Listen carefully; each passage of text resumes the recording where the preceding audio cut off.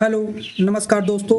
तो स्वागत है मेरे यूट्यूब चैनल अंकित मौर्य एके पर। तो जैसा कि आपको पता है, आपकी यह क्लास ऑल कॉम्पिटिटिव एग्जाम्स के लिए जो कंप्यूटर की क्लास है वह हमारे द्वारा कंटिन्यू चलाई जा रही है, जिसमें आज हम देखेंगे आपका जो प्रैक्टिस सेट नंबर 17 है, इसको देखेंगे और इसमें जानेंगे कि किस प्रकार से जो क्वेश्चन आपके लिए हैं वो कैसे कैसे क्वेश्चन प्रीवियस ईयर एग्जाम में आए हुए क्वेश्चन है उसको इस प्रैक्टिस सेट में आपके लिए रखा गया है और उस क्वेश्चन को आप हल करिए ताकि आपके आने वाले एग्जाम्स के लिए बेनिफिट साबित हो सके। और कल इसलिए क्लास नहीं हो पाई थी आपका, मैं बता देना चाहता हूँ कि कल जो रात में बारिश आई थी उसकी वजह से लाइट की थोड़ा प्रॉब्लम थी, ठीक है, इसलिए आपकी क्लास नहीं हो पाई। तो चलिए, आज लाइट शाम तक आ गई, तो चलिए इस बार आज क्लास शुरू करते हैं। तो आज की क्लास कंटिन्यू करते हैं, उसमें देखते हैं क्वेश्चन आपके किस प्रकार से हैं। तो देर न करते हुए हम क्वेश्चन को वन बाय वन देखते हैं और सॉल्व करते हैं कैसे कैसे क्वेश्चन हैं जो इस प्रैक्टिस सेट के अकॉर्डिंग हमारे पेपर में आ सकते हैं, ठीक है। तो चलिए स्टार्ट करते हैं क्वेश्चन नंबर 1 से। क्या कह रहा है क्वेश्चन नंबर 1? देखिए क्वेश्चन नंबर आपका 1 कह रहा है आईटी अधिनियम में कौन सा भाग है जो बाल पोर्नोग्राफी से संबंधित है। अब देखिए भाग जो है बाल पोर्नोग्राफी से संबंधित है। आपके ऑप्शंस दिए गए हैं। Option A section 67D, option B section 67F, option C section 67C, option D section 67B। इसका जो राइट आंसर होगा, यानी जो आईटी एक्ट अधिनियम में भाग जो बाल पोर्नोग्राफी से संबंधित है, वह हमारा सेक्शन 66B, ऑप्शन नंबर जो डी दिया गया है, यह हमारा राइट आंसर होगा। चलिए नेक्स्ट क्वेश्चन नंबर आपका 2 है। क्या कह रहा है? कह रहा है किसी विशिष्ट कार्य को करने के लिए कौन सा बटन किसी दूसरे बटन के साथ कॉम्बिनेशन में प्रयोग किया जाता है। अब देखिए यहाँ पे आपसे कह रहा है क्वेश्चन नंबर 2 में कि कौन सा किसी विशिष्ट कार्य को करने के लिए, कोई अगर विशिष्ट कार्य को करने के लिए कौन सा बटन है जो किसी दूसरे बटन के साथ कॉम्बिनेशन में प्रयोग किया जाता है, ठीक है। जैसे आप कंप्यूटर यूज करते हैं, उसमें कौन सा बटन है जो कॉम्बिनेशन के साथ आप यूज करते हैं दूसरे बटन के साथ। आपके ऑप्शन है function button, option B control button, option C space bar, option D arrow button. इसका जो राइट आंसर होगा, इसके लिए हम प्रयोग करते हैं कंट्रोल बटन। ऑप्शन नंबर जो बी दिया गया है, यह हमारा राइट आंसर होगा, ठीक है। जैसे आप देखिए control P, control A, control S, control we, control Z, ये सब जब क्या है किसी विशिष्ट कार्य को करने के लिए एक बटन का दूसरे बटन के साथ कॉम्बिनेशन का प्रयोग करते हैं, ठीक है। यही कॉम्बिनेशन पूछ रहा था वो। चलिए क्वेश्चन नंबर आपका 3 है। क्या है? देखिए क्वेश्चन नंबर 3 आपसे पूछ रहा है which of the following tree data structure is not a balanced binary tree. अब देखिए इनमें से क्या कह रहा है, कौन सा है निम्नलिखित में से कौन सा ट्री डेटा संरचना का एक संतुलित बाइनरी ट्री नहीं है। अब इसमें से बताना है कि कौन सा एक ट्री है जो डेटा संरचना की एक संतुलित बाइनरी ट्री नहीं है। इसमें से आपके ऑप्शन हैं, option A splay tree, option B B tree, option C AVL tree, option D red black tree. तो इसका जो राइट आंसर होगा, ये होगा आपका एवियल ट्री जो है, ये हमारा इस ऑप्शन में नहीं है, मतलब डेटा संतुलित बाइनरी ट्री नहीं है, ठीक है। चलिए नेक्स्ट क्वेश्चन नंबर आपका 4 है। क्या दिया गया है? देखिए क्वेश्चन नंबर 4 आपसे पूछ रहा है कि फर्स्ट सुपर कंप्यूटर किस वर्ष बनाया गया था। अब देखिए क्वेश्चन नंबर जो 4 पूछ रहा है आपसे कह रहा है कि जो फर्स्ट सुपर कंप्यूटर था वह किस वर्ष बनाया गया था। अब ऐसा क्वेश्चन अगर आ जाए, जिसको पता होगा तो वही कर पाएगा, जाहिर सी बात है। इसके लिए आपको हिस्ट्री भी कंप्यूटर की पढ़ना पड़ेगा कि कौन कौन से कंप्यूटर कब कब इन्वेंट किए गए थे और जो सुपर कंप्यूटर कब हमारा बना था, मेन फ्रेम कंप्यूटर, इन सब के बारे में भी आपको देखना पड़ेगा, ठीक है। उसके लिए मैंने आपके हिस्ट्री की क्लास आपकी कराई थी, ठीक है। आप उसमें जाइए, जो क्या कहते हैं सेल ओसीटीटी और यूपी पुलिस कंप्यूटर ऑपरेटर की एक प्लेलिस्ट बनी है, उसमें आप जाइए मेमोरी की क्लास में, और जो हिस्ट्री है computer fundamental history, computer fundamental, उसको देखिए। उसमें आपके ये क्वेश्चन एक आध जो क्वेश्चन है आपकी हिस्ट्री से रिलेट करते हुए वो क्वेश्चन उसमें जरूर मिल जाएंगे, ठीक है। चलिए तो इसके ऑप्शन दिए गए हैं 1957, 1975, option B 1976, option C 1990, option D 1980। इसका जो राइट आंसर होगा आपका, यानी जो फर्स्ट सुपर कंप्यूटर है यह बनाया गया था हमारा 1976 में। ऑप्शन नंबर जो बी दिया गया है ये हमारा राइट आंसर होगा। चलिए क्वेश्चन नंबर 5 आपका है, क्या कह रहा है, देखिए क्वेश्चन नंबर 5 कह रहा है आपका कंप्यूटर द्वारा डेटा को जानकारी में बदलने की प्रक्रिया। देखिए कोई कंप्यूटर द्वारा है, उसका जो डाटा है उसको अगर हमें जानकारी में बदलना है, उस बदलने की प्रक्रिया का नाम बताइए क्या कहते हैं। ऑप्शन ए उसको प्रोग्रामिंग कहते हैं, ऑप्शन बी स्टोरिंग कहते हैं, ऑप्शन सी ऑर्गेनाइजेशन कहते हैं, ऑप्शन डी प्रोसेसिंग कहते हैं। देखिए जैसा कि कंप्यूटर द्वारा सब जानते हैं कि डेटा को वह स्टोर करता है, ठीक है, तो वो स्टोर कैसे करता है, देखिए जब डाटा है उसको जानकारी, उसमें कुछ आप जानकारी इनपुट करेंगे तो वह जो जानकारी में बदलेगा डाटा को, उसकी जो बदलने की प्रक्रिया होगी उसे हम प्रोसेसिंग कहते हैं, ठीक है। ऑप्शन नंबर जो डी दिया गया है ये हमारा राइट आंसर होगा। कहने का मतलब आप जो भी कुछ इनपुट देंगे उसके बाद आपका प्रोसेस होगा, ठीक है, देन उसके बाद जो है आउटपुट निकलता है। उसी के आधार पर जब ये आप डेटा में कुछ इंटर करेंगे डेटा कंप्यूटर में, तो वो जो जानकारी है उसको अगर जानकारी में बदलना है तो उसके लिए वो प्रोसेस करेगा, उसके बाद वो जानकारी में परिवर्तित करेगा, ठीक है। चलिए नेक्स्ट क्वेश्चन, क्वेश्चन नंबर आपका 6 है, क्या कह रहा है, which command is used for listening file in A directory. देखिए कह रहा है किसी डायरेक्टरी में फाइलों को सूचीबद्ध करने के लिए किस कमांड का उपयोग किया जाता है। आपके ऑप्शंस दिए गए हैं, option A list command, option B S, option C WC, option D PC। तो देखिए यहाँ पे कह रहा है जो किसी कमांड किसी डायरेक्टरी में, अगर डायरेक्टरी में आपको फाइलों को सूचीबद्ध करना है, ठीक है, कोई डायरेक्टरी दी गई है उसमें जो फाइल है उसको सूचीबद्ध करना है, उसमें सूचीबद्ध करने के लिए जो कमांड हम यूज करते हैं वो करते हैं PS कमांड का। ऑप्शन नंबर जो डी दिया गया है ये हमारा राइट आंसर होगा, ठीक है। चलिए नेक्स्ट क्वेश्चन, क्वेश्चन नंबर 7, क्या कह रहा है, what is the full name of the ideally. अब देखिए यहाँ पे आइडियल का फुल फॉर्म पूछ रहा है, ठीक है, फुल नेम ऑफ आइडियल।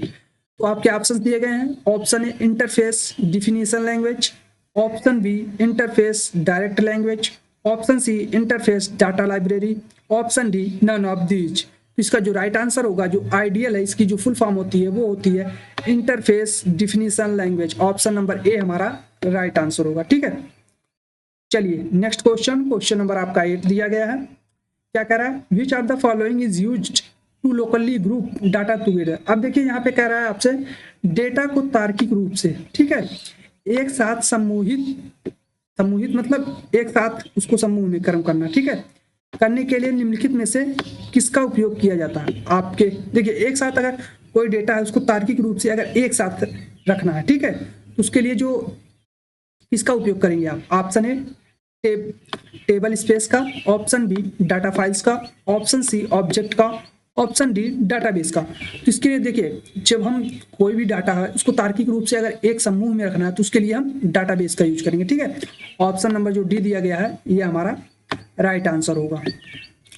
चलिए नेक्स्ट क्वेश्चन, क्वेश्चन नंबर आपका 9 है, क्या कह रहा है, देखिए क्वेश्चन नंबर 9 आपसे कह रहा है जो MS वर्ड की होम मेन्यू में कितने ग्रुप होते हैं। अब देखिए यहाँ पे कह रहा है जो MS वर्ड है उसके होम मेन्यू जो होता है, ठीक है, होम मेन्यू उसमें कितने ग्रुप होते हैं। आपके ऑप्शंस हैं, option A 4, option B 5, option C 6, option D 7। इसका जो राइट आंसर होगा यानी जो MS वर्ड में होम मेन्यू में जो ग्रुप होते हैं वो होते हैं हमारे 5 ग्रुप। ऑप्शन नंबर जो बी दिया गया है ये हमारा राइट आंसर होगा, ठीक है। चलिए नेक्स्ट क्वेश्चन, क्वेश्चन नंबर आपका 10 है, क्या कह रहा है, which command should be use to display a file content in Linux. अब देखिए यहाँ पे पूछ रहा है आपसे लिनक्स में फाइल की सामग्री को प्रदर्शित करने के लिए आप किस कमांड का उपयोग किया जाना चाहिए। अब देखिए यहाँ पे पूछ रहा है लिनक्स जो फाइल होती है उसमें जो फाइल की सामग्री है, ठीक है, उसको प्रदर्शित करने के लिए किस कमांड का हम उपयोग करेंगे। Option A cat command, option B more command, option C head command, option D all command. इसके लिए जो हम यूज करते हैं वो करते हैं कैट कमांड का। ऑप्शन नंबर जो सी दिया गया है, ऑप्शन नंबर ए हमारा राइट आंसर होगा, ठीक है, सी नहीं ए होगा, कैट कमांड। चलिए नेक्स्ट क्वेश्चन, क्वेश्चन नंबर आपका 11 है, क्या कह रहा है, control plus X is equal to. अब देखिए इतना नॉर्मल सा क्वेश्चन पूछा गया, अभी आपको एक कंट्रोल से रिलेटेड क्वेश्चन था आपका देखा वहां पे कि वो कॉम्बिनेशन की पूछ रहा था कि किस कॉम्बिनेशन के थ्रू जो है एक विशिष्ट कार्य को करने के लिए हम यूज करते हैं कॉम्बिनेशन की के लिए, ठीक है, तो आपका था कंट्रोल, ठीक है। तो यहीं पे आपसे पूछा गया है कंट्रोल एक्स के बारे में, control X is equal to किसके क्या होगा। आपके ऑप्शन है cut, option B redo, option C paste, option D none. तो जो कंट्रोल एक्स है इसके द्वारा हम किसी भी टेक्स्ट जो होता है, ठीक है, उसको हम कट करते हैं। ऑप्शन नंबर जो ए दिया गया है ये हमारा राइट आंसर होगा, ठीक है। चलिए नेक्स्ट क्वेश्चन, क्वेश्चन नंबर आपका 12 है। क्या कह रहा है, कौन सी एक सहायक मेमोरी है। अब देखिए यहाँ पे सहायक मेमोरी के बारे में पूछा है आपसे कि कौन सी एक है जो आपकी सहायक मेमोरी है। तो आपके ऑप्शंस क्या है। ऑप्शन ए द्वितीय स्टोरेज मतलब secondary device, secondary storage. Option B register. Option C प्राथमिक स्टोरेज मतलब प्राइमरी मेमोरी। ऑप्शन डी तृतीयक मेमोरी मतलब थर्ड मेमोरी, ठीक है। तो इसका जो राइट आंसर होगा वो आपका होगा जो आपकी सहायक मेमोरी होती है वो आपकी एक प्रकार से प्राथमिक मेमोरी ही होती है। ऑप्शन नंबर जो सी दिया गया है वह हमारा राइट आंसर होगा, ठीक है। चलिए क्वेश्चन नंबर 13 क्या कह रहा है, पहली कंप्यूटर भाषा कौन सी विकसित की गई थी। अब देखिए यहाँ पे कह रहा है जो कंप्यूटर की पहली भाषा थी या पहली कंप्यूटर भाषा कौन सी विकसित की गई थी उसके बारे में पूछा गया था कि कौन सी भाषा जो है डेवलप की गई थी, ठीक है। आपके ऑप्शन है, option A COBOL, option B BASIC, option C Fortran, option D Pascal. इसका जो राइट आंसर होगा यानी पहली कंप्यूटर भाषा जो विकसित की गई थी वो की गई थी फोर्टॉन। ऑप्शन नंबर जो सी दिया गया है ये हमारा राइट आंसर होगा, ठीक है। सबसे पहले फोर्टॉन विकसित की गई थी, ठीक है। उसके बाद जो है बेसिक, कोबाल ये सब आई थी, ठीक है। चलिए नेक्स्ट क्वेश्चन, क्वेश्चन नंबर आपका 14 क्या कह रहा है, इनमें से कौन सा एक टेस्टिंग का प्रकार है। अब देखिए यहाँ पे पूछा है कौन सा एक टेस्टिंग का प्रकार, ठीक है। यहाँ पे टेस्टिंग का प्रकार पूछा है, ठीक है। आपके ऑप्शंस हैं, option A recovery testing, option B security testing, option C stress testing, option D उपरोक्त सभी। तो जो इसमें से टेस्टिंग का एक प्रकार है वह है हमारा option number D is right answer होगा, यानी उपरोक्त सभी। यह हमारा एक प्रकार से टेस्टिंग का प्रकार है, यानी आपका रिकवरी टेस्टिंग, सिक्योरिटी टेस्टिंग और स्ट्रेस टेस्टिंग ये सभी आपका टेस्टिंग के प्रकार हैं, इसलिए ऑप्शन डी आपका राइट आंसर हो। चलिए नेक्स्ट क्वेश्चन, क्वेश्चन नंबर आपका 15 है। क्या कह रहा है, एमएस पावर पॉइंट में इटैलिक करने की शॉर्टकट की क्या है, कुंजियां क्या है, शॉर्टकट कुंजियां हो कौन सी है। देखिए अब आपके पास ऑप्शंस दिए गए हैं। ऑप्शन में क्या है, control H, option B control I, option C control B, option D इनमें से कोई नहीं। अब देखिए एमएस वर्ड से, एमएस पावर पॉइंट से रिलेट करता क्वेश्चन है, ठीक है। लेकिन ये जनरल सी बात है, अगर आप एमएस पावर पॉइंट ले लें या एमएस वर्ड ले लें, ठीक है, जिसमें भी आप टेक्स्ट टाइप करते हैं फॉन्ट, ठीक है, उसमें आप देखेंगे उसका फॉन्ट का जो वो रहता है, ठीक है, उसको अगर फॉन्ट उसका चेंज करना है, ठीक है, तो उसके लिए हम जनरल कुछ ना कुछ शॉर्टकट की यूज करते हैं। लेकिन यहाँ पे आपसे इटैलिक के बारे में पूछा है, ठीक है, तो इसका जो राइट आंसर होगा वो होगा आपका control B, sorry option number B control I के माध्यम से हम जो टेक्स्ट होगा उसको इटैलिक कर सकते हैं, ठीक है। तो चलिए नेक्स्ट क्वेश्चन, क्वेश्चन नंबर आपका 16 क्या कह रहा है, पीएचपी में निम्नलिखित में से कौन सा डबल अंडरस्कोर से शुरू होता है। अब देखिए डबल अंडरस्कोर से क्या शुरू होता है, ठीक है, आपके आप पीएचपी में वो भी पूछ रहा है, ठीक है। पीएचपी में डबल अंडरस्कोर से क्या शुरू होता है। आपके ऑप्शंस हैं, option A inbuilt constants, option B user defined constant, option C magic constants, option D default constants. तो इसका जो राइट आंसर होगा यानी जो पीएचपी में डबल अंडरस्कोर से स्टार्ट होता है या शुरू होता है वह हमारा होता है मैजिक कांस्टेंट। ऑप्शन नंबर जो सी दिया गया है ये हमारा राइट आंसर होगा, ठीक है। चलिए नेक्स्ट क्वेश्चन, क्वेश्चन नंबर आपका 17 क्या कह रहा है, निम्नलिखित में से कौन सी एक स्कीमा नहीं है। देखिए यहाँ पे स्कीमा के बारे में पूछा है, एक स्कीमा नहीं है, ठीक है। अब आपके ऑप्शन दिए गए हैं, ऑप्शन है data schema, database schema, option B physical schema, option C critical schema, option D logical schema. तो इसका जो राइट आंसर होगा यानी जो इसमें से एक स्कीमा नहीं है वह हमारी है क्रिटिकल स्कीमा। ऑप्शन नंबर जो सी दिया गया है यह हमारा राइट आंसर होगा, ठीक है। बाकी सभी स्कीमा का एक प्रकार ही है, फिजिकल, लॉजिकल और डाटाबेस स्कीमा, ठीक है। चलिए नेक्स्ट क्वेश्चन, क्वेश्चन नंबर आपका 18 क्या कह रहा है, ओटीपी की फुल फॉर्म क्या। अब देखिए इतना सा नॉर्मल सा क्वेश्चन आपको जनरल टर्म में पूछा गया, ओटीपी की फुल फॉर्म। जैसे आप कुछ भी कराने जाते हैं तो आपके मोबाइल पे ओटीपी आता है, तो वही ओटीपी की फुल फॉर्म पूछ रहा है कि जैसे आप आधार अपडेट कराने गए तो वहाँ पे कहता है कि आपको इतने दिन बाद आपका मैसेज आ जाएगा, प्राप्त हो जाएगा कि आपको कब रिसीव होगा, ठीक है, कोई भी चीज़ है, डॉक्यूमेंट है, तो उसके लिए ओटीपी, जैसे आप रिचार्ज करते हैं वो रजिस्ट्रेशन करते हैं कहीं पे, तो आपके मोबाइल नंबर पे आप मोबाइल नंबर डालते हैं, उस पर OTP आता है, ठीक वही OTP का टर्म में पूछा गया है, ठीक है। तो OTP का जो फुल फॉर्म होता है वो होता है one time password. Option number जो ये दिया गया है ये हमारा राइट आंसर होगा, ठीक है। ये जनरल सी बात है, इसको आपको जानना जरूरी है, ठीक है। इतनी बेसिक चीज अगर नहीं जानते आपका पढ़ने का कोई मतलब नहीं, ठीक है। चलिए next question, question number 19। Document के फुटर को स्पेसिफाई करने के लिए किस HTML टैग का प्रयोग किया? अब देखिए यहाँ पे आपसे कह रहा है जो डॉक्यूमेंट है, ठीक है, उसका जो फुटर है उसको स्पेसिफाई करने के लिए किस HTML टैग का उपयोग किया जाता है या प्रयोग किया जाता है। आपके ऑप्शन है, option A section, option B bottom, option C footer, option D इनमें से कोई नहीं। तो देखिए जो डॉक्यूमेंट में फुटर को स्पेसिफाई करना है उसके लिए जो हम HTML टैग का प्रयोग करते हैं वह करते हैं फुटर टैग का। ऑप्शन नंबर जो सी दिया गया है यह हमारा राइट आंसर होगा, ठीक है। चलिए नेक्स्ट क्वेश्चन, क्वेश्चन नंबर आपका 20 है। क्या कह रहा है, इनमें से कौन सा भारतीय वेब ब्राउजर, अब देखिए यहाँ पे पूछा जो इसमें से कौन सा है जो भारतीय वेब ब्राउजर है, ठीक है। अभी तक आपने देखा जो जितने भी वेब ब्राउजर थे वो थे विदेशी कंपनियों द्वारा डेवलप किए गए थे, ठीक है। लेकिन यहाँ पे पूछ रहा भारतीय वेब ब्राउजर कौन सा। आपके ऑप्शन है, option A Google Chrome, option B Safari, option C Epic, option D IE। इसका जो राइट आंसर होगा यानी जो भारतीय वेब ब्राउजर है वह हमारा है इपिक। ऑप्शन नंबर जो सी दिया गया है यह हमारा राइट आंसर होगा, ठीक है। चलिए नेक्स्ट क्वेश्चन, क्वेश्चन नंबर आपका 21 है। क्या कह रहा है, which of the following is not an application of IoT। अब यहाँ पे कह रहा है निम्नलिखित में से कौन सा जो है IoT का अनुप्रयोग नहीं है, मतलब एप्लीकेशन नहीं है IoT का।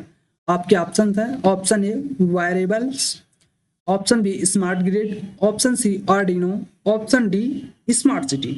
तो जिस इसमें से IoT का अनुप्रयोग नहीं है, मतलब IoT का एप्लीकेशन नहीं है, वह हमारा है आर्डिनो। ऑप्शन नंबर जो सी दिया गया है ये हमारा राइट आंसर होगा, क्योंकि आर्डिनो एक प्रकार से नेट आपका हार्डवेयर का पार्ट है, ठीक है। इसमें से यहाँ पे एप्लीकेशन नहीं है यहाँ पे। चलिए नेक्स्ट क्वेश्चन, क्वेश्चन नंबर आपका 22। क्या कह रहा है, कौन सा फंक्शन नया एरे बना सकता है। अब देखिए यहाँ पे कुछ आपके फंक्शन दिए गए हैं, इसमें से पूछा कौन सा फंक्शन है जो आपका नया एरे बना सकता है, ठीक है। तो आपके ऑप्शन हैं, option A new where function, option B new array function, option C new dim function, option D redim function, ठीक है। तो इसमें से जो नया एरे बना सकता है वह हमारा फंक्शन है ऑप्शन नंबर जो बी दिया गया है, यानी इस न्यू एरे फंक्शन के माध्यम से हम जो है नया एरे बना सकते हैं। ऑप्शन नंबर बी हमारा राइट आंसर होगा, ठीक है। चलिए नेक्स्ट क्वेश्चन, क्वेश्चन नंबर आपका 23। क्या कह रहा है, F11 इज इक्वल टू। अब देखिए यहाँ पे फंक्शन की F11 के बारे में पूछा, ठीक है। अब देखिए कोई भी कंप्यूटर हो उसमें आपके कुछ ना कुछ फंक्शन की दिए रहते हैं, ठीक है। लैपटॉप हो, PC हो, ठीक है, उसमें कुछ ना कुछ आपके फंक्शन की दिए रहते हैं, ठीक है। उसी फंक्शन के की के बारे में पूछ रहा है जो F11 है उसका क्या मतलब। Option A to create the chart, option B to open go to dialog box, या option C to active menu bar, option D none. तो इसका जो राइट आंसर देखिए यहाँ पे F11 का अलग अलग कार्य है, ठीक है। तो वहाँ पे इसको आइडेंटिफाई करना पड़ेगा कि आपको किस टर्म में ये पूछ रहा है, ठीक है।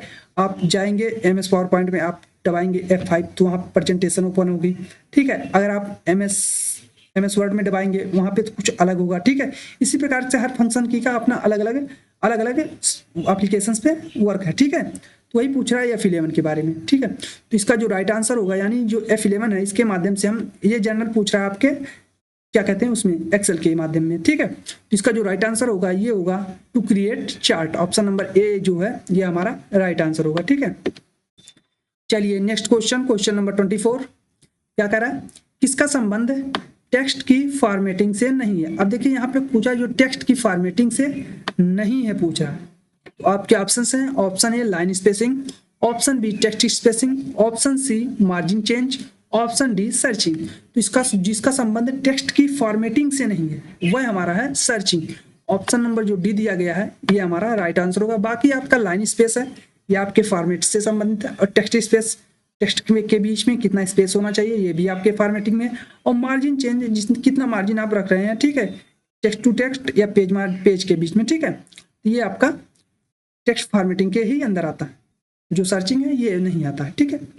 चलिए नेक्स्ट क्वेश्चन नंबर आपका 25 क्या कह रहा है, इनमें से किस व्यू में हम सभी स्लाइड्स को एक साथ देख सकते हैं। अब देखिए इसमें से कौन सा जो व्यू होगा उसमें हम सभी स्लाइड्स, जितनी हम स्लाइड्स बनाए हैं, ठीक है, उसको एक साथ हम देख सकते हैं। आपके ऑप्शन है, ऑप्शन ए थ्रॉट slide sorter view, option B थ्रॉट स्लाइड व्यू, ऑप्शन सी थ्रॉट व्यू, ऑप्शन डी थ्रॉट स्लाइड शो। इसका जो राइट आंसर होगा ये होगा थ्रॉट स्लाइड सॉर्टर व्यू के माध्यम से हम जो है सभी स्लाइड्स को एक साथ देख सकते हैं, ठीक है, इसलिए ऑप्शन ए हमारा राइट आंसर होगा।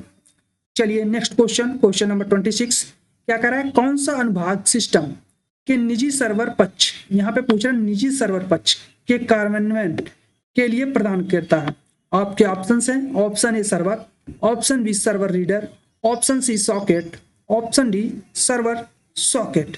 इसका जो राइट आंसर होगा, जो अनुभाग सिस्टम है वह निजी सर्वर के पक्ष में कार्यान्वयन करता है, वह करता है सर्वर सॉकेट। ऑप्शन नंबर जो डी दिया गया है यह हमारा राइट आंसर होगा, ठीक है। चलिए नेक्स्ट क्वेश्चन नंबर 27 क्या कह रहा है, ऑपरेटिंग सिस्टम का प्राथमिक काम क्या है। अब देखिए यहाँ पे पूछा है जनरल ऑपरेटिंग सिस्टम है जो है उसका कार्य क्या है, काम क्या है, प्राथमिक काम क्या है। ऑप्शन ए मैनेज कमांड्स, ये कमांड्स को मैनेज करता है। ऑप्शन बी मैनेज यूजर्स को मैनेज करता है। ऑप्शन सी मैनेज प्रोग्राम, ये प्रोग्राम को मैनेज करता है। ऑप्शन डी मैनेज रिसोर्सेज, ये रिसोर्सेज को मैनेज करता है। तो जो ऑपरेटिंग सिस्टम का प्राथमिक कार्य है वह सबसे पहला प्राथमिक कार्य है मैनेज रिसोर्सेज, जितने भी रिसोर्स हैं उसको पहले मैनेज करेगा, ठीक है। ऑप्शन नंबर जो डी दिया गया है वह हमारा राइट आंसर होगा, ठीक है। चलिए नेक्स्ट क्वेश्चन नंबर आपका 28 क्या कह रहा है, निम्न में से स्प्रेडशीट का प्रकार है। अब यहाँ पे पूछ रहा है जो स्प्रेडशीट है, ठीक है, उसका प्रकार है कौन सा है। आपके ऑप्शन है Lotus 1 2 3, option B MS Excel, option C Calc, या ऑप्शन डी दिए गए सभी। इसका जो राइट आंसर होगा यानी स्प्रेडशीट का जो प्रकार है वो होगा ऑप्शन नंबर जो डी दिया गया है यानी ऑल ऑफ दिस, यानी दिए गए सभी। ये सभी जो है ये स्प्रेडशीट का प्रकार है, ठीक है।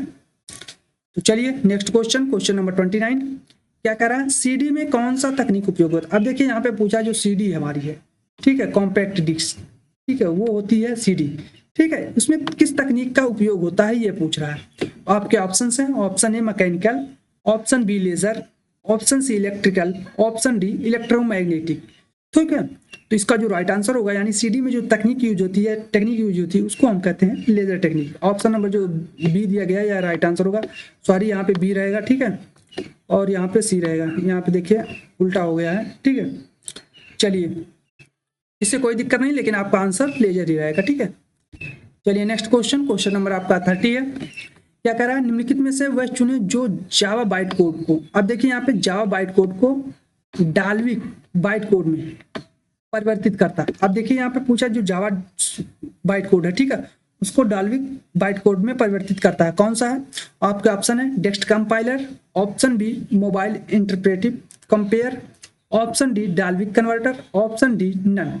इसका जो राइट आंसर होगा यानी जो जावा बाइट कोड को डाल्विक बाइट कोड में परिवर्तित करता है वह हमारा है डेस्क कंपाइलर। ऑप्शन नंबर जो ए दिया गया है वह हमारा राइट आंसर होगा, ठीक है, ठीक है।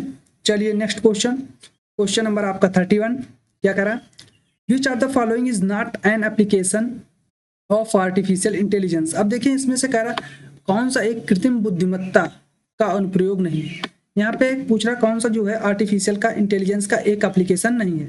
आपके ऑप्शन हैं, option A face recognition system, option B chatbots, option C leader, option D DBMS। इसका जो राइट आंसर होगा यानी जो आर्टिफिशियल इंटेलिजेंस का एक एप्लीकेशन नहीं है वह हमारा है DBMS, जबकि DBMS हमारा जो है एक प्रकार से डाटाबेस मैनेजमेंट सिस्टम का कार्य करता है, ठीक है, डाटाबेस का है। चलिए नेक्स्ट क्वेश्चन नंबर हमारा 32 क्या कह रहा है, लिंकर क्या है। अब देखिए क्वेश्चन नंबर 32 कह रहा है लिंकर क्या है भाई। अब देखिए लिंकर के बारे में पूछा है, तो आपके ऑप्शन है एक कंपाइलर है, ऑप्शन बी एक्टिव डिबगर है, ऑप्शन सी इंटरप्रेटर है, ऑप्शन डी एनालाइजिंग टूल है। तो लिंकर हमारा एक प्रकार का एनालाइजिंग टूल होता है, ठीक है। ऑप्शन नंबर जो डी दिया गया है यह हमारा राइट आंसर होगा। चलिए नेक्स्ट क्वेश्चन नंबर आपका 33 क्या कह रहा है, which are the following circuit convert the binary data into a decimal. अब यहाँ पे पूछ रहा है आपका कौन सा सर्किट बाइनरी डेटा को दशमलव में परिवर्तित करता है। ठीक है, अब देखिए कोई भी सर्किट बाइनरी डेटा को दशमलव में कैसे परिवर्तित करता है, दशमलव में परिवर्तित करता है तो वह कौन करता है। आपका ऑप्शन है, option A decoder, option B encoder, option C code converter, option D multiplexer. इसका जो राइट आंसर होगा यानी जो बाइनरी कोड को दशमलव में परिवर्तित करता है वह करता है कोड कन्वर्टर। ऑप्शन नंबर जो सी दिया गया है यह हमारा राइट आंसर होगा। चलिए नेक्स्ट क्वेश्चन नंबर आपका 34 क्या कह रहा है, which of the following is not the pattern of line. यहाँ पे द पैटर्न ऑफ लाइन कह दिया। ठीक है, मतलब कौन सा एक रेखा का पैटर्न नहीं। आपके ऑप्शन है dotted line, option B dashed line, option C dark line, option D all of the above.